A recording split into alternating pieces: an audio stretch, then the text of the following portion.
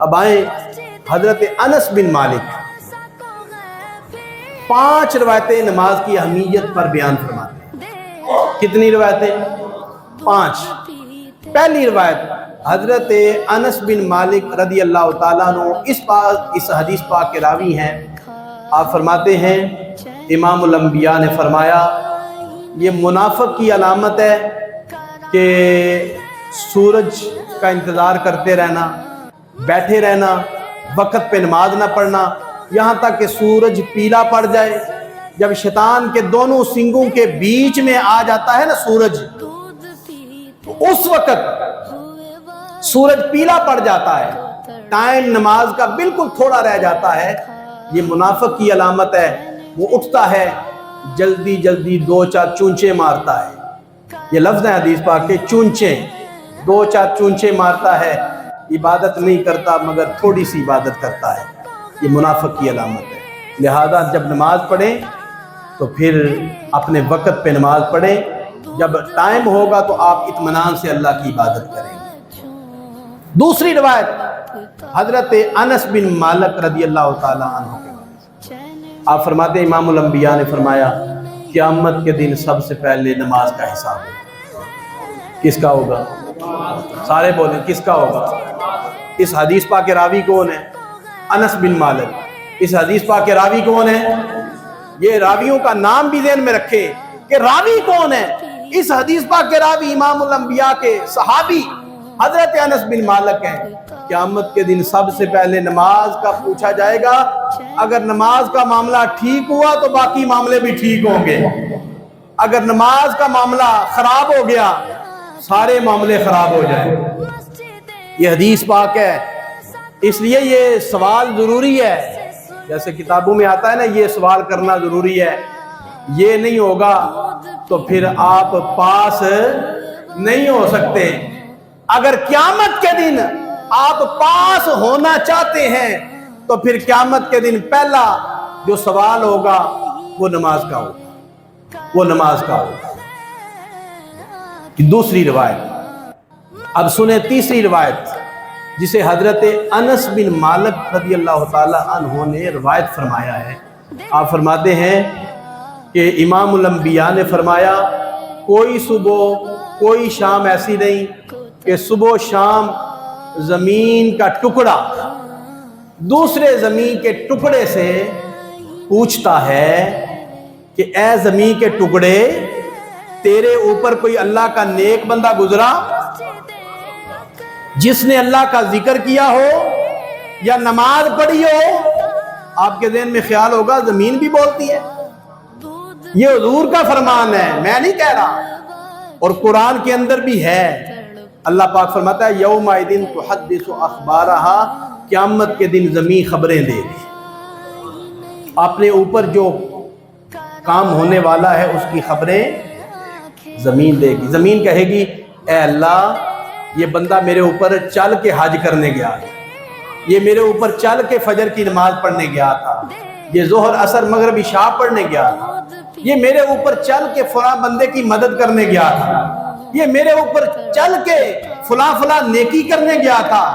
اور بد نصیب اگر کوئی غلط کام کے لیے جائے تو زمین پھر بھی خبر دے گی، زمین پھر بھی خبر دے گی، اور صرف زمین خبریں نہیں دے گی بلکہ سورہ یاسین پڑھیں الیوم نختم علی افواہہم وتکلمنا ایدیہم وتشہد ارجلہم بما کانوا یکسبون۔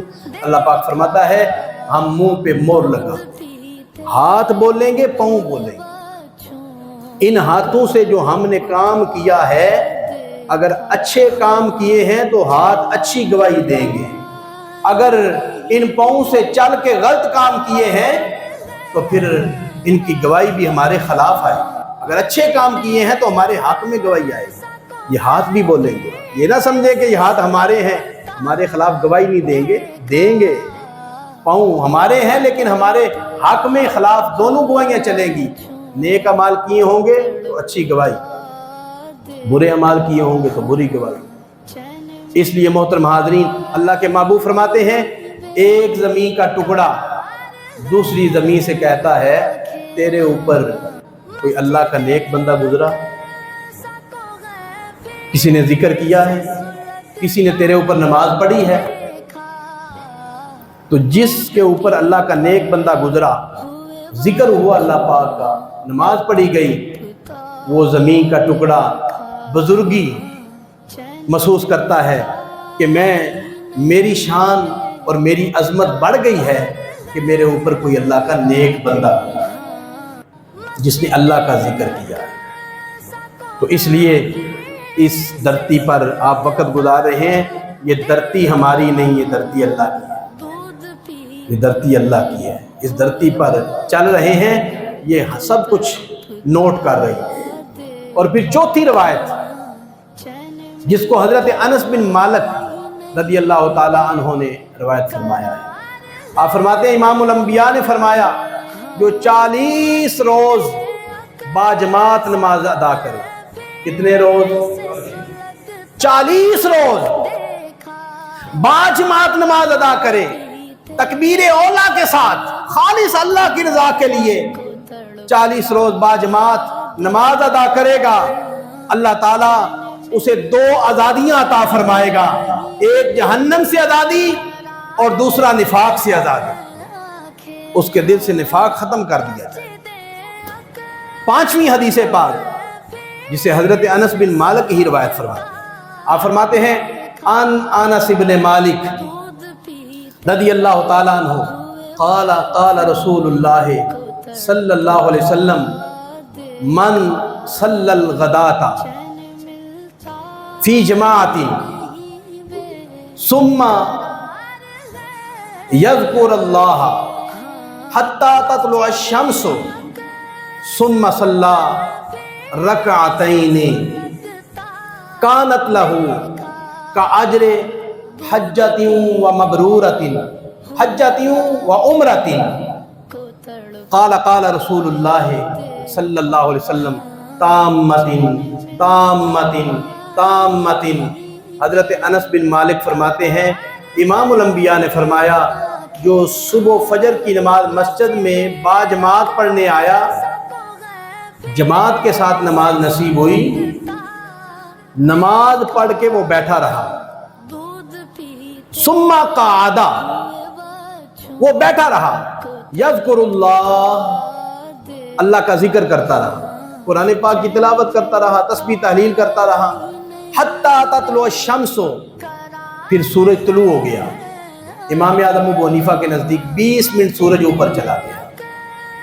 ثم صلی رکعتین، پھر 2 نفل پڑھے، کیا کرے؟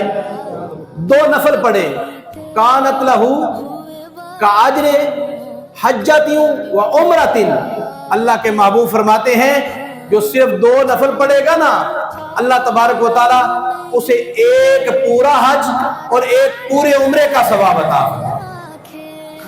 آگے حضور نے 3 بار فرمایا تامۃ تامۃ تامۃ، پورا پورا پورا، حج اور عمرے کا ثواب پورا ملے گا۔ یہ لفظ حضور کے ہیں، آپ بھی بول لیں، حج اور عمرے کا ثواب پورا ملے گا۔ خیال تھا نا کہ 2 نفلوں پر بھی حج اور عمرے کا ثواب ملتا ہے، اس لیے حضور نے مہر لگا دی، فرمایا جو فجر کی نماز پڑھ کے مسجد میں بیٹھا رہے، اللہ کا ذکر کرتا رہے اور سورج اوپر ہو جائے، 2 نفل پڑھ لے، اسے حج اور عمرے کا ثواب پورا پورا پورا ملے گا۔ 3 بار امام الانبیاء نے فرمایا۔ تو آج اس نفلوں سے امت محروم ہو گئی، فجر کی نماز پڑھنے نہیں آتے، نفل کہاں پڑھیں؟ اس لیے محترم حاضرین، یہ 5 روایتیں میں نے حضرت انس بن مالک کے حوالے سے آپ کے سامنے عرض کی ہیں۔